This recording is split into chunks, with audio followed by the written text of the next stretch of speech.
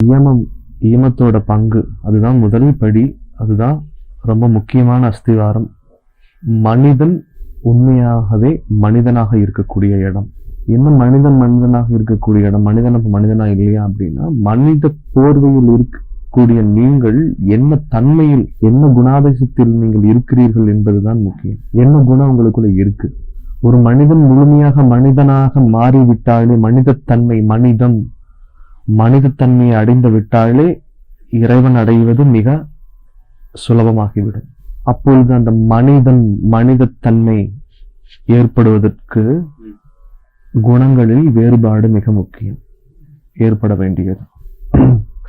அப்படி இயமத்தின் அடிப்படையில் நாம் பார்க்கும் பொழுது திருமந்திரத்தில் திருமூலரையா குறிப்பிடுவதும் மற்ற சித்தர்கள் மகான்களும் குறிப்பிடுவதும் இயமும் நியமும் சற்றே ஒற்றுமையானவை.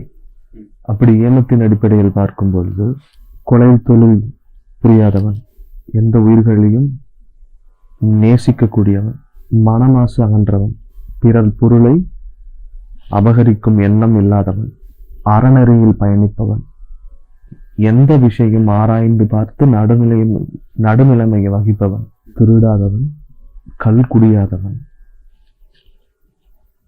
பெண்பித்து அகன்றவன், உயிர்களை நேசிக்க பழகி புலாலை இறைச்சியை மறுப்பவன், தூய்மையான மனதுடையவர்கள்,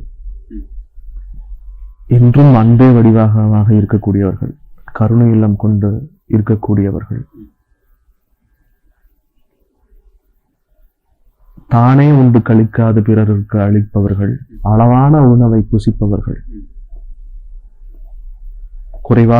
மிக குறைவாகவும் இல்லாமல் மிக அதிகமாகவும் உண்ணாமல் அளவாக உண்டு புசிப்பவர்கள், என்றும் தர்மத்தின் வழி நடப்பவர்கள். இதுதான் நியமத்திற்கான பொருள்.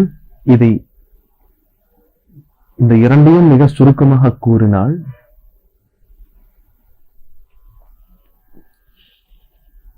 சொல்லாலையும் செயலாலையும் எண்ணத்தாலையும் எந்த உயிர்களுக்கும் தீங்கு நினையாதவன், நன்மையே நினைக்கக்கூடியவன். இது அனைத்தும் இயமும் நியமத்திற்கான சுருக்கமான விளக்கம்.